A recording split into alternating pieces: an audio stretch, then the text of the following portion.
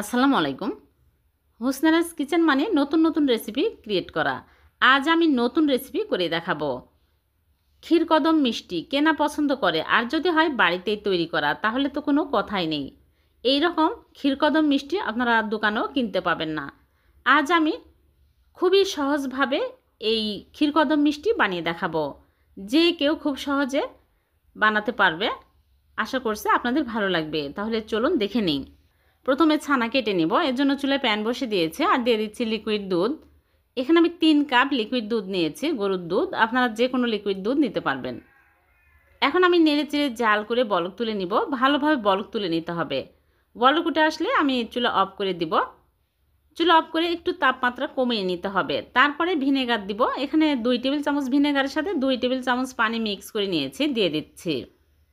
চুলা অফ করে কিন্তু ভিনেগার দিতে হবে। তারপরে নেড়েচেড়ে নিব। নেড়েচেড়ে নিলে দেখা যাবে যে ছানা কেটে সবুজ পানি বের হয়ে গেছে। এখন আমি সাথে সাথে এই ছানাগুলো একটা স্ট্রেনারে ঢেলে নিব। ঢেলে সাথে সাথে ঠান্ডা পানি দিয়ে ভালো করে ধুয়ে নিতে হবে, তাহলে ভিনেগার টক ভাব থাকবে না। ভালো করে ধুয়ে নিয়েছি। এখন পানি চেপে চেপে ফেলে দিব, দিয়ে আমি ঝুলিয়ে রাখবো আধা ঘন্টা। আধা ঘন্টা পর প্লেটের মধ্যে নিয়ে নিচ্ছি। ছানা ঝরঝরা হতে হবে, এরকম ছানা হতে হবে। এখন আমি ছানার দলা ভেঙে ভালো করে মথে নেব। 3-4 মিনিট ধরে ছানা এরকম করে হাতের তালু দিয়ে প্রেস করে করে মথে নেব। যদি দেখেন ছানা একদম ড্রাই হয়ে গেছে, তাহলে সামান্য পরিমাণে পানি দিয়ে ভালো করে মথে নেবেন, তাহলে একদম ক্রিমের মতো হয়ে যাবে। এখন আমি শুকনো উপকরণ অ্যাড করে দিচ্ছি। সুজি দিয়ে দিচ্ছি 1 চামচ, আর কর্নফ্লাওয়ার 1 চামচ, আর এখানে ময়দা নিয়েছি 1 চামচ। এখন আমি এলাচি গুঁড়া সামান্য পরিমাণে দিয়ে দিচ্ছি সুন্দর ফ্লেভারের জন্য, দিয়ে আমি ভালো করে মেখে নিব। শুকনো উপকরণ দেওয়ার পরে আর ডলাডলি করে মথার প্রয়োজন না, একটু মেখে নিলেই হবে। এখন আমি মিষ্টির লেচি কেটে নেব, তাহলে মিষ্টি বানাতে সুবিধা হবে আর সবগুলো মিষ্টি সমান হবে। এখন আমি এরকম করে ছোট ছোট করে লেচি কেটে নিচ্ছি। নিয়ে একটা করে লেচি নিয়ে আমি মিষ্টির শেপ দিয়ে নেব। আমি ছোট ছোট করে মিষ্টিগুলো বানিয়ে নিচ্ছি। আর মিষ্টিগুলো একদম মসৃণ করে বানিয়ে নিতে হবে, গায়ে ক্র্যাক থাকা যাবে না। সবগুলো মিষ্টি আমি এই রকম করে বানিয়ে নেব। সবগুলো বানানো হয়ে গেছে। এখন এই মিষ্টিগুলো আমি চিনি শিরাতে দিব। এজন্য চিনি শিরা তৈরি করে নিব। এক সাইডে রেখে দিয়ে একটা চুলে পাত্র বসিয়ে দিয়েছে, আর চিনি দিয়ে দিচ্ছি 1/2 কাপ। দিয়ে আমি চিনি নেড়ে চেড়ে ক্যারামেল করে নেব। সুন্দর কালারের জন্য আমি ক্যারামেল করে নিচ্ছি।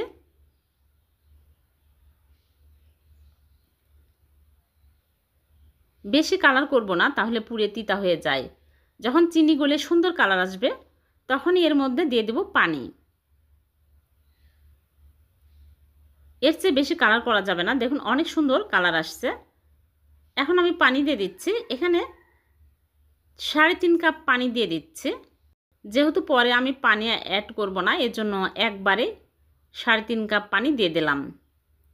দিয়ে ভালো করে নেড়েচেড়ে ক্যারামেলের সাথে মিক্স করে নিব। তারপরে আরও 1/2 কাপ চিনি দিয়ে দিচ্ছি। দিয়ে আমি ভালোভাবে বলক তুলে নেব। বলক উঠে আসলে মিষ্টিগুলো দিতে হবে। এখন আমি সবগুলো মিষ্টি দিয়ে দিচ্ছি। মিষ্টিগুলো দিয়ে আমি ঢেকে হাই হিটে জাল করব 20 মিনিট।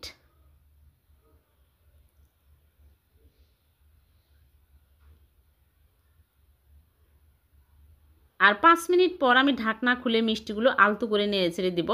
5 মিনিটে কিন্তু মিষ্টিগুলো ফুলে অনেক বড় বড় হয়ে গেছে। আবারও ঢেকে দিচ্ছি। মিষ্টিগুলো ঢেকেই জাল করতে হবে।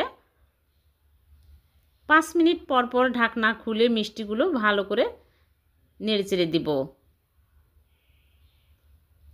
আবারও ঢেকে দিচ্ছি। এই রকম করে আমি 20 মিনিট মিষ্টিগুলো জাল করে নিয়েছি। মিষ্টিগুলো হয়ে গেছে, ভালোভাবে কুক হয়েছে। এখন চুলা থেকে নামিয়ে নিচ্ছি। নিয়ে ঢেকে রাখবো 2 ঘন্টা। আর এদিকে ক্ষীর তৈরি করে নিব। এজন্য চুলে একটা প্যান বসিয়ে দিয়েছি, আর দিয়ে দিচ্ছে লিকুইড দুধ 1 কাপ। এই দুধ জাল করে আমি ঘন করে নিয়েছি। 1 কাপ দিয়ে দিলাম। আর দিয়ে দিচ্ছি মাওয়া 1 কাপ। আর এখানে গুঁড়া দুধ নিয়েছি হাফ কাপ। আপনারা চাইলে যে কোনো একটা দিয়ে ক্ষীর বানাতে পারেন। আমি দুইটাই দিয়ে দিলাম। আপনারা চাইলে শুধু গুঁড়া দুধ অথবা আপনারা চাইলে যে কোনো একটা দিয়ে ক্ষীর বানাতে পারেন। এখন আমি নেড়েচেড়ে জাল করে ঘন করে নিব। অনবরত নাড়তে থাকতে হবে, তাছাড়া কিন্তু তলায় লেগে যাবে। 1 টেবিল চামচ চিনি দিয়ে দিলাম। দিয়ে আমি অনবরত নাড়তে থাকবো। দেখুন আস্তে আস্তে ঘন হতে শুরু হয়েছে। খেয়াল রাখতে হবে তলায় যেন লেগে না যায়, পুড়ে যাবে, খেতে ভালো লাগবে না। আরেকটু ঘন করে নিতে হবে। বেশি ঘন টাইট করা যাবে না, তাহলে ঠান্ডা হওয়ার পরে কিন্তু ক্ষীর আরও শক্ত হয়ে যায়। এইরকম একটু নরম থাকতেই আমি চুলা থেকে নামিয়ে নিব। এর চেয়ে বেশি শক্ত করব না। এখন আমি চুলা থেকে নামিয়ে প্লেটে ঢেলে নিচ্ছি, নিয়ে ঠান্ডা করে নেব। ঠান্ডা হতে থাকুক। আর এদিকে 2 ঘন্টা পর ফিরে আসলাম। মিষ্টিগুলো আমি এখন তুলে নিচ্ছি। দেখুন কতটা রসে টইটুম্বর হয়ে গেছে মিষ্টিগুলো। এখন ছাঁকনিতে তুলে নিচ্ছে। সবগুলো মিষ্টি ছাঁকনিতে তুলে 10 মিনিট রেখে দেব ভালোভাবে শিরা ঝরার জন্য। আর এদিকে ক্ষীরগুলো ঠান্ডা হয়ে গেছে, ভালো করে মথে নিচ্ছে। একদম মসৃণ করে মথে নিতে হবে, তাহলে মিষ্টি বানাতে সুবিধা হবে।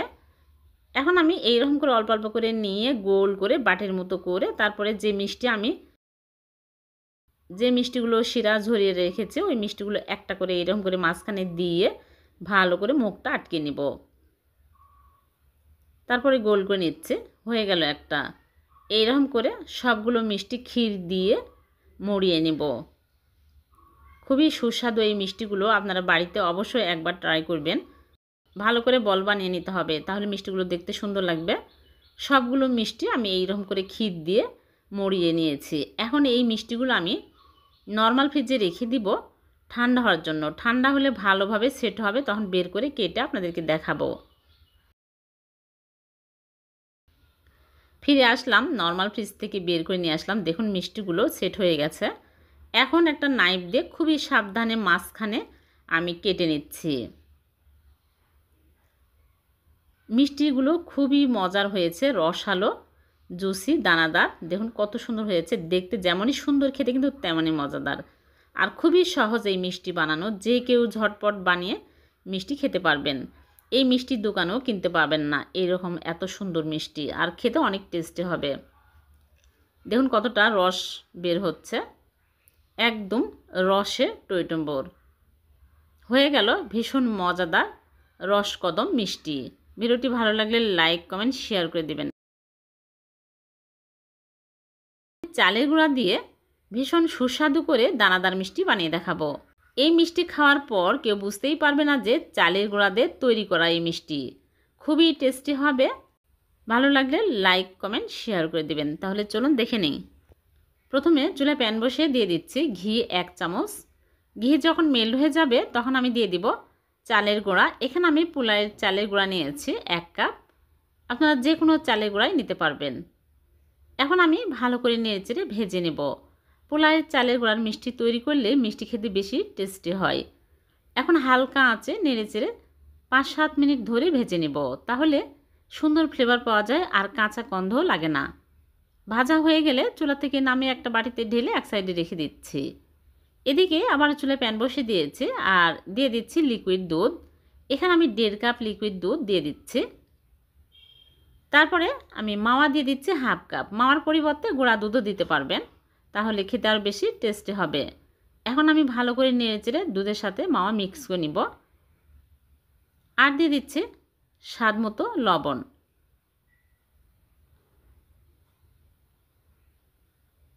আর চিনি দিয়ে দিচ্ছি হাফ কাপ। চিনি কমিয়ে বাড়ি অ্যাড করতে পারবেন, যে যেরকম মিষ্টি পছন্দ করেন। এলাচের গুঁড়া সামান্য পরিমাণে দিয়ে দিলাম। এখন আমি ভালো করে নেড়েচেড়ে বলক তুলে নিব। বলক উঠে আসলে চুলাটা একদম অফ করে দিব। দিয়ে চালের গুঁড়া দিয়ে দিচ্ছি।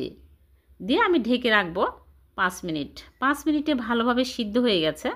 এখন আমি ভালো করে নেড়েচেড়ে নিব। নেড়েচেড়ে স্মুথ একটা ডো তৈরি করে নিতে হবে। চুলা অফ করে 5 মিনিট ঢেকে রাখলে ডোয়ের মধ্যে লাঞ্চ থাকে না আর একদম মসৃণ হয়। মিষ্টি বানাতেও সুবিধা হয় আর খেতেও ভালো লাগে। এখন আমি এই রকম শক্ত টাইট হয়ে আসলেই চুলা থেকে নামিয়ে নিচ্ছি। চুলা থেকে নামিয়ে প্লেটে ঢেলে নিব, নিয়ে ঠান্ডা করে নিব। ভালোভাবে ঠান্ডা হয়ে গেছে। এখন আমি ভালো করে মথে নিচ্ছি। মসৃণ করে মথে নিতে হবে, তাহলে মিষ্টি শেপ দিতে সুবিধা হবে। মথা হয়ে গেলে হাতে ঘি লাগিয়ে নিয়ে এরকম করে নিয়ে চেপে চেপে গোল করে মিষ্টি শেপ দিয়ে নিচ্ছে। একদম মসৃণ করে মিষ্টিগুলো বানিয়ে নিতে হবে, গায়ে ক্র্যাক থাকা যাবে না। সবগুলো মিষ্টি আমি এইরকম করে বানিয়ে নিব। ছানার মিষ্টির চাইতেও এই মিষ্টি বেশি টেস্টি হবে।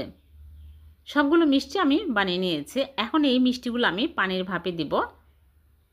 আগে থেকেই চুলে একটা পাত্র বসিয়ে পরিমাণ মতো পানি দিয়েছে আর পানি ফুটে উঠেছে। এখন একটা স্ট্রেনার বসিয়ে দিচ্ছে আর স্ট্রেনারে আমি ঘি ব্রাশ করে নিয়েছি, তাহলে মিষ্টিগুলো আটকে যাবে না, তুলতে সুবিধা হবে।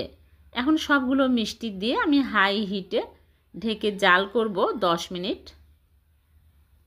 10 মিনিটে মিষ্টিগুলো সুন্দরভাবে কুক হবে। ফিরে আসলাম 10 মিনিট পর। মিষ্টিগুলো ফুলে কিন্তু ডবল হয়ে গেছে, দেখুন কত সুন্দর হয়েছে। এখন আমি মিষ্টিগুলো চুলা থেকে নামিয়ে নিচ্ছি, নিয়ে ঠান্ডা করে নিব। অনেক সুন্দর হয়েছে মিষ্টিগুলো, নরম তুলতুলে হয়েছে। এখন আমি চিনির মধ্যে মিষ্টিগুলো কোট করে নিচ্ছি। দানাদার মিষ্টি চিনির মধ্যে কোট করাই হয়, দোকানে থাকে এরকম করা। এখন আমি সবগুলো মিষ্টি চিনিতে কোট করে নিয়েছি। হয়ে গেল চালের গুঁড়া দিয়ে দানাদার মিষ্টি। একটা মিষ্টি কেটে দেখাচ্ছি, খুবই লোভনীয়, খুবই টেস্টি, আর খুব সহজে কিন্তু এই মিষ্টি বানিয়ে নিতে পারবেন। দোকানে এই মিষ্টি তৈরি হয় ছানা দিয়ে। আজ আমি ছানার চেয়েও বেশি টেস্টি করে বানিয়ে দেখালাম। ভালো লাগলে লাইক, কমেন্ট, শেয়ার